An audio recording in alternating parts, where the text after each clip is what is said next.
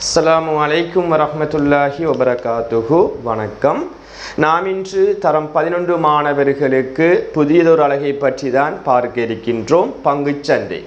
இறுதி வகுப்பில் கூட்டு வட்டி சம்பந்தமாக படித்திருந்தோம். அத்துடன் சதவீதம் என்ற அலகு முழுமையாக முடிவடைந்துள்ளது. இது சதவீதத்துக்கு அடுத்துள்ள 10வது அலகுதான் பங்குச்சந்தை. மிக முக்கியமானதொரு அலகு. ஸ்ட்ரக்சர் மற்றும் எஸ்ஏ பாட்டில் வரக்கூடிய ஒரு தலைப்பு தான் இது. ஆகவே ஒவ்வொரு மாணவர்களும் இதை தெளிவாக அவதானித்து கொள்ள வேண்டும். இதில் நான் நோட்ஸ் தரல. ஸோ சில விளக்கங்கள் எக்ஸாமுக்கு வரக்கூடிய டேம்பேட் அந்த சொற்களை விளங்கப்படுத்தி போட்டு நேரடியாக உங்களோட பாட புத்தகத்தில் இருக்கிற கேள்வி பகுதிக்குள் செல்ல இருக்கின்றோம். இப்போ பங்கு சந்தை என்று சொன்ன பிள்ளைகள் தெளிவாக விளங்கணும். நான் ஒரு உதாரணத்தினூடாக எக்ஸ்பிளைன் பண்ணுறேன். இப்போ நான் ஒரு கம்பெனி வைத்துக்கொள்கிறேன். வைப்போம் ஏ என்ற கம்பெனி ஒன்றை நான் வைத்துக்கொள்கிறேன். என்ற கம்பெனியில் பிஸ்கட் கம்பெனி, சரியான பிஸ்கட் கம்பெனி ஒன்று நான் வச்சுக்கொள்கிறேன். இதை நான் ஒரு சந்தையில் அனௌன்ஸ் பண்ணுறேன். எங்களோட கம்பெனியில் ஒரு பிஸ்கட் ரூபா 100க்கு விற்கப்படும் என்கிறத நான் அறிவித்துக் கொள்கிறேன், அனௌன்ஸ் பண்ணுறேன். ஒரு பிஸ்கட் ரூபா 100. இதை கேள்விப்பட்ட சிறிய கம்பெனிகள் அல்லது சிறு முதலீட்டாளர்கள் என்ன செய்வாங்கன்னா இந்த பிஸ்கட்டை மொத்தமாக கொள்வனவு செய்து கொள்வார்கள். இப்போ தெளிவாக விளங்கணும். இந்த பிஸ்கட் என்கிறத நான் எப்படி இதில் டேம் வேட் பயன்படுத்தப்படும் என்று சொன்னால் பங்கு என்று பயன்படுத்தப்படும். பங்குகள், சரிதானே? இங்கே பிஸ்கெட் அங்கர் என்று சொன்ன அங்கு ரெண்டு அந்த பேர் சூட்டப்படாது.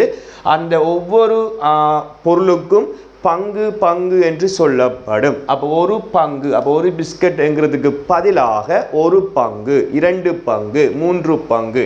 அப்போ ஒரு பங்கு ரூபா 100 என்று நான் அனௌன்ஸ் அறிவித்தால் இதை கேள்விப்பட்ட சிறிய கம்பெனிகள், அதாவது துணை கம்பெனிகள் என்றும் சொல்லப்படும்.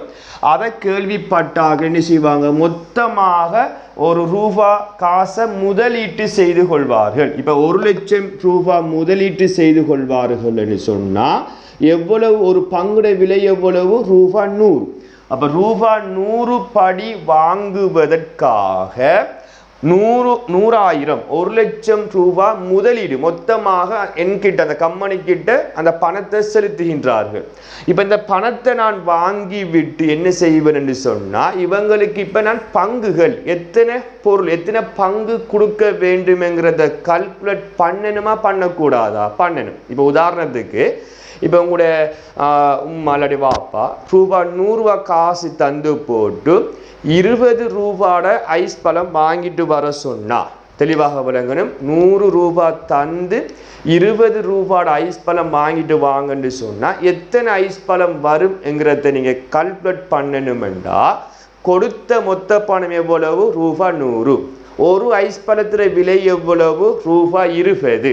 அப்போ 100 20ஆல் பிரித்தீங்கன்னு சொன்னால் எத்தனை ஐஸ் பழம் வரும்? 5 ஐஸ் பழம் வரும். இதே போன்றுதான் இவர் கொடுத்த மொத்த பணம் எவ்வளவு? 100,000. ஒரு பங்கின் விலை எவ்வளவு? 100. அந்த 100ஆல் பிரிக்கும் போது 1000 வரும். இந்த 1000 என்கிறது தான் பங்குகளின் எண்ணிக்கை. இப்போ உங்களுக்கு இப்போ விளங்கியிருக்கும். பங்குகள எண்ணிக்கை காண வேண்டும் என்று சொன்னால் முதலீட்டு பணத்தை, எந்த பணத்தை? முதலீட்டு பணத்தை பிரிக்கணும். ஒரு பங்கின் சந்தை விலையால் பிரிக்க வேண்டும்.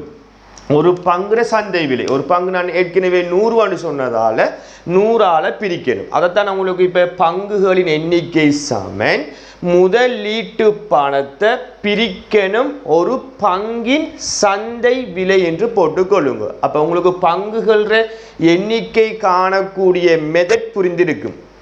அடுத்த விஷயம் ஒன்று இருக்கு.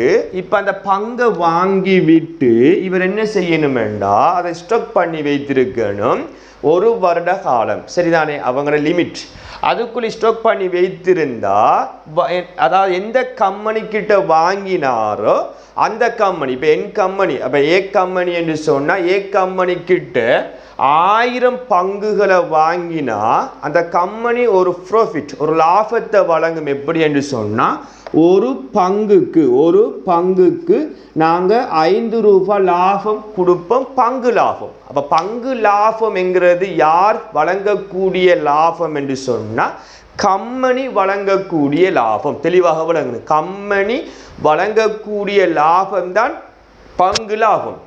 அப்போ நீங்கள் எத்தனை பங்கு வாங்குறீங்க? 1000 பங்கு வாங்குறீங்கன்னு சொன்னால் 1000 பங்குக்கும் அந்த கம்பெனி என்ன செய்யும்? ஒரு பங்குக்கு 5 ரூபாய் படி 1005ஆல் பெருக்கும் போது 5000 லாபம் கொடுக்கும்.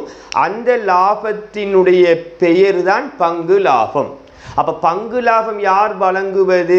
கம்பெனி வழங்குவது என்று விளங்கிக் கொள்ள வேண்டும். அப்போ இதிலிருந்து இன்னும் ஒரு சமன்பாடை பாருங்க. பங்கு லாபம், மொத்த பங்கு லாபம் சமன் நீங்கள் என்ன செய்ய வேண்டும்? பங்குகள எண்ணிக்கையை பெருக்கணும் ஒரு பங்கின் லாபத்தால் பெருக்க வேண்டும். அவன் சொல்லுவான் கேள்வியில ஒரு பங்கினுடைய பங்கு லாபம் சொல்லப்படும். ஒரு பங்கு லாபம் என்று போறோம்னா ஒரு பங்கு லாபத்தால் என்ன செய்ய வேண்டும்? பெருக்கும் போது மொத்த பங்கு லாபம் வரும். மொத்த பங்கு லாபம் கிடைக்கும். அப்ப மொத்த பங்கு லாபம் என்று சொன்னா கம்பெனியினால வழங்கப்படுகின்ற லாபம். அப்ப பங்குகள எண்ணிக்கையை கண்டுபிடிப்பீங்க. அந்த பங்குகள எண்ணிக்கையை கம்பெனி எவ்வளவு ரூபா பங்கு லாபம் வழங்குகின்றதோ அந்த ரூபாவால் பெருக்கும் போது மொத்த பங்கு லாபம் வரும். இப்போ வாங்கப்பட்ட கம்பெனியோ அல்லது ஒரு சிறு கடை முதலீட்டாரோ வாங்கினாங்கன்னு சொன்னால், இப்போ ஒரு உதாரணத்துக்கு 1000 பங்கு வாங்கப்படுது. ஒரு வருஷத்துக்கு இடையில, ஒரு வருடம் பூர்த்தியாவதற்கு இடையில 500 பங்கை அவசரப்பட்டு வித்துட்டார். அவரை தேவைக்காக 500 பங்கை வித்தார் என்று சொன்னா, இப்ப கம்பெனி கொடுக்கக்கூடிய பங்கு லாபம் கேட்டா இப்ப 1000க்கு கணக்கு பார்க்க முடியாது. அப்ப ஒரு வருடத்துக்கு இடையில இவர் 500 பங்கை வித்தார் என்று சொன்னா எத்தனை பங்கு மீதியாக இருக்கின்றதோ அந்த பங்குக்கு தான் லாபம் பார்க்கப்படும். அப்ப 1000 பங்கு வாங்குறார், 500 பங்கு அவரது அவசர தேவைக்காக விற்கும் போது மீதி எத்தனை பங்கு இருக்கும்? 500 பங்கு இருக்கும். அந்த 500-த்தான் கால்குலேட் பண்ணுவாங்க. 5ஆல் பெருக்கும் போது 2500 ரூபாய் பங்கு லாபம் என்று வரும். தெளிவாக விளங்கணும். சரிதான். இப்படியும் கேள்வி உங்களோட பப்ளிக் எக்ஸாம் பேப்பர்ல வந்திருக்கு. அதை விளங்கிக் கொள்ள வேண்டும். அடுத்த 3வது மூலதன லாபம்.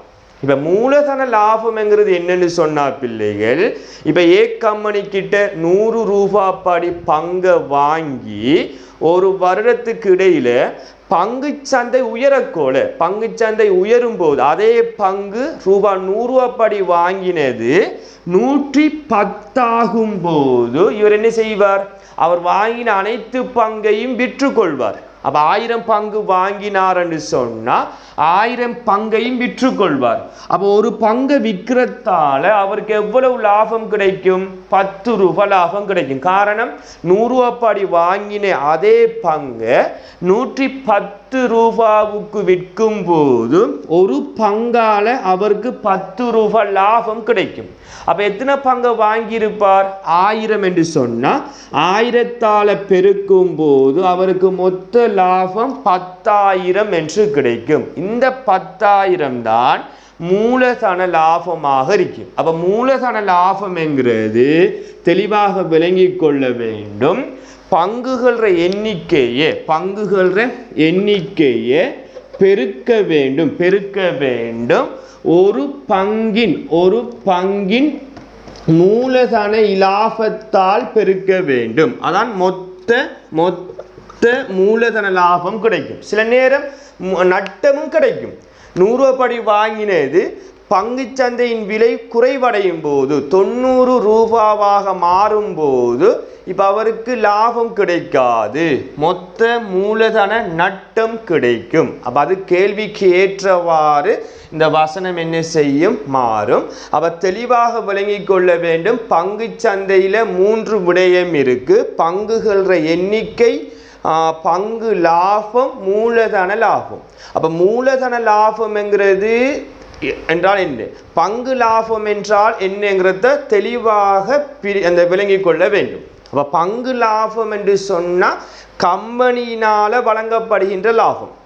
மூலதன லாபம் என்று சொன்னால் அவர் வாங்கின விலையை விட கூடுதலாக விற்றார் என்று சொன்னால் மூலதன லாபம் கிடைக்கும். வாங்கின விலையை விட குறைவாக விற்பார் என்று சொன்னால் மூலதன நட்டம் கிடைக்கும். வாங்கின விலையை விட அதே விலைக்கு வாங்கின விலையுடன் அதே விலைக்கு விற்பார் என்று சொன்னால் ரூபாய் 100 வாங்கின ஒரு பொருளை அதே விலைக்கு ரூபாய் 100 விற்கும் போது அவருக்கு லாபமும் கிடைக்காது நட்டமும் கிடைக்காது. அதை சொல்லுவோம் சமத்தோட லாபமும் இல்லை நட்டமும் இல்லை என்றும் வரும். சரிதானே? இப்படியான விடயங்கள் நீங்கள் விளங்கிக் கொள்ள வேண்டும். இந்த விடயத்தை வைத்து கொண்டு சில பயிற்சிகளை பற்றி பார்ப்போம். இப்போ முதலாவது கேள்வியை பாருங்கடா. ஒரு முதலீட்டாளர் நவீன ஆடை கம்பெனி, ஒரு ஆடை கம்பெனியில் ஒரு பங்கு ரூபாய் 25 வீதம், ஒவ்வொரு பங்கையும் 25 வீதம் 100 பங்குகளை கொள்வனவு செய்கின்றார். 100 பங்குகளை வாங்கி கொள்கின்றார். முதலாவது கேள்வி, அவர் முதலீடு செய்த தொகை யாது என்று கேட்டால் இது ஒரு இலகுவான ஒரு கேள்வி. இதை நீங்கள் வாசித்து கொள்ளும் போதே என்ன செய்ய வேண்டும் என்ற விடயம் உமக்கு புரியும். அப்போ ஒரு பங்கு 25 ரூபா படி, ஒரு பங்கு 25 ரூபா படி எத்தனை பங்கை வாங்கி கொள்ள போறார்? 100 பங்குண்டா 100 ஆல பெருக்க வேண்டும். பங்குகள எண்ணிக்கையை ஒரு பங்கின் சந்தை விலையால் பெருக்கணும் என்று நான் நோட்ஸ் தந்து. பங்குகள எண்ணிக்கையை ஒரு பங்கின் சந்தை விலையால் பெருக்கும் போது 2500 ரூபாய் என்று கிடைக்கும். அப்போ அவர் முதலீடு செய்த தொகை 2500. ரெண்டாவது கேள்வியை பாருங்க. கம்பெனி ஆண்டு பங்கு லாபமாக, இப்போ அந்த நவீன ஆடை கம்பெனி வருஷத்துக்குரிய ஆண்டு பங்கு லாபமாக ஒரு பங்குக்கு ரூபாய் 4 செலுத்தினால், அப்போ நான் ஏற்கனவே சொல்லியிருக்கேன், கம்பெனியினால் வழங்கப்படுகின்ற லாபத்தினுடைய பெயர் பங்கு லாபம். அந்த விடயம் தான் சொல்லப்படுது. கம்பெனி ஆண்டு பங்கு லாபமாக ஒரு பங்கிற்கு ரூபாய் 4 செலுத்தினால் முதலீட்டாளரின் ஆண்டு வருமானம் என்ன? அந்த பங்கு லாபம். அந்த பங்கு லாபம் எவ்வளவு என்று கேட்கப்படுகின்றது. அப்போ பங்கு லாபம் சாமன் அவர் வாங்கின பங்குகள எண்ணிக்கை எத்தனை? 100. ஒரு பங்குக்கு எவ்வளவு லாபம் கொடுப்படுது? 4. அப்போ 100 4ஆல பெருக்கும் போது 400 என்று கிடைக்கும். அப்போ அந்த கம்பெனி ஒரு வருஷத்துக்கு இவர் 100 பங்குகளை வாங்குறதால அந்த வருடத்துக்குரிய இலாபமாக ரூபாய் 400 செலுத்தும். அப்போ கம்பெனியினால் செலுத்தப்படுகின்ற இலாபத்தினுடைய பெயர் தான் பங்கு லாபம் என்பதை புரிந்து கொள்ள வேண்டும். இப்போ உங்களோட பாட புத்தகத்தை எடுங்க பிள்ளைகள். 17ஆம் பக்கம் பகுதி 2 பார்ட் 2 புத்தகத்தில் 17ஆம் பக்கத்தில் இருக்கும் 3வது கேள்வியை பாருங்க. ஒரு வரையறுத்த பொது கம்பெனி அதன் மூலதனத்தை திரட்டுவதற்காக ஒரு பங்கு ரூபாய் 25 வீதம் 10 மில்லியன் பங்குகளை பொதுமக்களுக்கு வழங்குகின்றது. அப்பங்குகளுக்காக அந்த கம்பெனி ஆண்டு பங்கு லாபம் ஒரு பங்கிற்கு ரூபாய் 5 ஆகும் என்று சொல்லப்படுது. அந்த கம்பெனியில் முதலீட்டுக்காக முன்வரும் சங்கர் கம்பெனியின் 50,000 பங்குகளை கொள்வனவு செய்கிறார். அப்போ கம்பெனிக்கிட்ட 10 மில்லியன் பங்கு இருக்கு. அந்த ஒவ்வொரு பங்குட விலையும் 25 ரூபாய். கம்பெனி என்ன செய்யுது? அந்த கம்பெனி கிட்ட கொள்வனவு செய்யும் முதலீட்டாளர்களுக்கு வருஷத்துக்குரிய ஒரு பங்கிற்குரிய பங்கு லாபமாக ஒரு பங்குக்கு ரூபாய் 5 செலுத்துகின்றது. இதை கேள்விப்பட்ட சங்கர் அந்த கம்பெனிக்கிட்ட 50,000 பங்குகளை கொள்வனவு செய்கின்றார் என்ற தரவு சொல்லப்படுது. இதில் இருந்து முதலாவது கேள்வி என்னன்னு சொன்னா, கம்பெனியின் மூலதனம் என்றால் கம்பெனி எவ்வளவு செலவு செய்து அந்த பொருட்களை வாங்கி இருக்குங்கிறத பார்க்கணும். அப்போ ஒரு பங்கு 25 ரூபாய் படி 10 மில்லியன் பங்கு இருக்கு. எத்தனை மில்லியன்? 10 மில்லியன். அப்போ 10 மில்லியனால் என்ன செய்ய வேண்டும்? பெருக்கும் போது கம்பெனியினுடைய மூலதனம், அந்த முதலீட்டு பணம், அதாவது அந்த இன்வெஸ்ட்மெண்ட் வரும். சரிதானே? அப்போ 25 10 மில்லியனால பெருக்கக்கோல ஓர் 25 அந்த விட்ட சைபர் பூஜ்ஜியங்களை சேர்க்கும் போது 250 மில்லியன் என்று விடை கிடைக்கும். முதலாம் கேள்விக்கு ஆன்சர். இது கம்பெனியினுடைய மூலதன பெறுமதி, மொத்த பெறுமதியாக இருக்கும். இரண்டாவது கேள்வி, சங்கர் கம்பெனியில முதலீடு செய்த தொகையை கேட்கான். அப்ப சங்கர் இந்த 10 மில்லியன் பங்குகளுக்குள்ள 50,000 பங்குகளை தான் வாங்க போறார். அப்ப 50,000 பங்குகளுக்கும் எவ்வளவு, ஒரு பங்கு எவ்வளவு ரூபா? 25 ரூபாய் படி வாங்க போறார். அப்ப அவர் முதலீடு செய்யும் தொகை யாது என்று கேட்கப்படுகின்றது. அப்போ 5 5ஆல் பெருகின 25, 2 மீதி 2 10 2 12. அப்போ விட்ட பூஜ்ஜியங்களை நீங்கள் சேர்க்கும் போது, அந்த 4 பூஜ்ஜியங்களையும் சேர்க்கும் போது 3 3ஆக பிரித்து அதை நியம வடிவத்தில் எழுதுவீங்கன்னு சொன்னால் 1,250,000, அதாவது 12,50,000 அந்த பங்குகளை வாங்குறதுக்கு செலவு செய்திருப்பார் சங்கர். இப்போ மூன்றாவது கேள்வி என்னென்னு சொன்னால், பங்கு முதலீட்டிலிருந்து சங்கருக்கு ஆண்டுதோறும் கிடைக்கும் பங்கு லாபத்தை காண்க என்று சொன்னால் வருஷத்துக்குரிய கம்பெனியினால் வழங்கப்படுகின்ற லாபத்தை கேட்கான். அப்போ கம்பெனியினால் வழங்கப்படுகின்ற ஒரு பங்குக்குரிய லாபம் 5 என்று சொன்னால் சங்கர் வாங்கிய பங்குகள் எத்தனை? 50,000. அப்போ 50,000தால தான் பெருக்கணும், ரூபாவால் பெருக்கிறல, வாங்கிய பங்குகளின் எண்ணிக்கையால் பெருக்கணும். அப்போ 5 × 5 25, விட்ட 4 சைபரையும் சேர்க்கும் போது 2,50,000 பணம் என்ன செய்யும்? கம்பெனியினால பங்கு லாபமாக சங்கருக்கு கொடுக்கப்படும். இப்போ நாலாவது கேள்வி என்னன்னு சொன்னால், சங்கரினுடைய ஆண்டு பங்கு லாபம் அவரிட்ட தொகையின் என்ன சதவீதம்? அப்போ அவரிட்ட தொகை உங்களுக்கு தெரியும், 1,250,000. சங்கருக்கு கிடைத்த பங்கு லாபம் 250,000.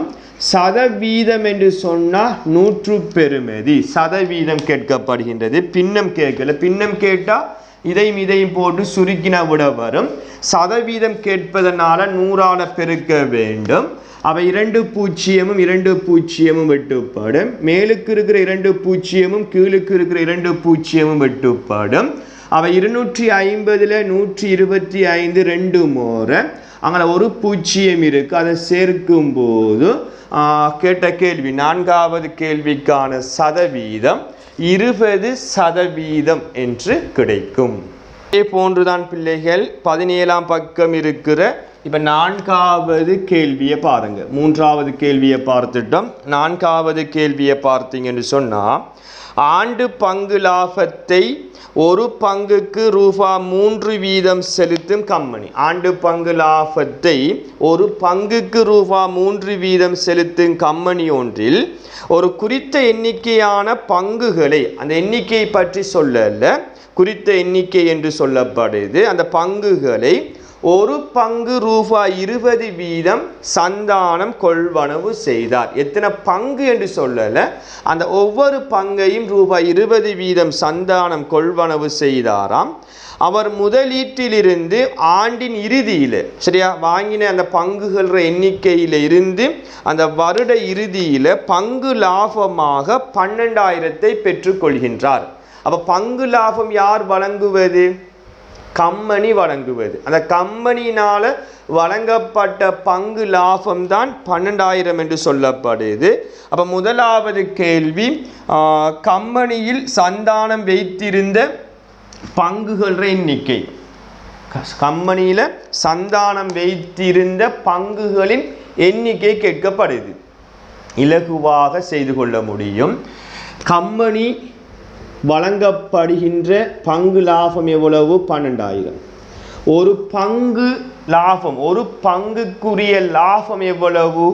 ரூபாய் 3 என்று சொல்லப்படுது. அப்போ அந்த 3ஆல் பிரிக்கும் போது அவர் வாங்கிய பங்குகள் எண்ணிக்கை வருமா வராதா? அப்போ 4000 பங்குகள் என்று வரும். அப்போ 4000 பங்குகளை வாங்கினாத்தான் ஒரு பங்குக்கு 3 ரூபாய் படி 4000 3ஆல் பெருக்கும் போது 12,000 என்று கிடைக்கும். அப்போ இப்படியான கேள்வி வரும்போது மொத்த பங்கு லாபத்தை பிரிக்கணும், ஒரு பங்குக்குரிய பங்கு லாபத்தால் பிரிக்கணும். பிரிக்கும் போது வாங்கிய பங்குகளின் எண்ணிக்கை வரும். ஸோ 4000 பங்குகள் என்று விடை கிடைக்கும். ரெண்டாவது கேள்வி, பங்குகளை கொள்வனவு செய்வதற்கு சந்தானம் முதலீடு செய்த தொகையை கேட்டால், இப்போ எத்தனை பங்கு வாங்கி கொள்றார்? 4000. ஒரு பங்கை எவ்வளவு படி வாங்கி கொள்றார் என்று சொல்லப்படுது? 20 ரூபாய். அந்த 3 ரூபாய்ங்கிறது கம்பெனி வழங்குகின்ற பங்கு லாபம், அதால் பெருக்கிறது. அப்போ எவ்வளவு படி கொள்வனவு செய்கின்றார்? 20 ரூபாய் படி என்று சொல்லப்படுது. அப்போ 20ஆல் பெருக்கும் போது 4 8 விட்டு அந்த 4 பூஜ்ஜியத்தையும் சேர்க்கும் போது அவர் கொள்வனவு செய்த முதலீடு செய்த மொத்த ரூபாய் 80,000 என்று கிடைக்கும். அப்போ இப்படியான கேள்விதான் பிள்ளைகள் ஸ்ட்ரக்சர் பார்ட்டில் வரக்கூடிய கேள்வி பகுதிகளாக இருக்கும். அப்போ இன்றைய நாள் வகுப்பில் மிக முக்கியமான சில விடயங்களை பார்த்தோம். இந்த பாடம் இத்துடன் முடிவடையலை.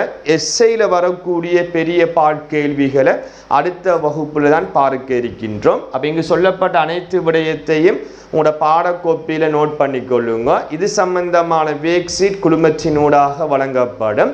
அந்த வேக் சீட்டையும் அடுத்த வகுப்பு எப்போது இருக்கின்றதோ அதற்கு இடையில் செய்து அனுப்பி கொள்ளுமாறு கேட்டுக்கொண்டு, மற்றொரு காணொளியில் இந்த பாடத்தினுடைய தொடர்ச்சியான விடயத்தை பார்க்கும் வரை உங்களிடமிருந்து விடைபெற்று செல்கின்றேன். நன்றி, வணக்கம்.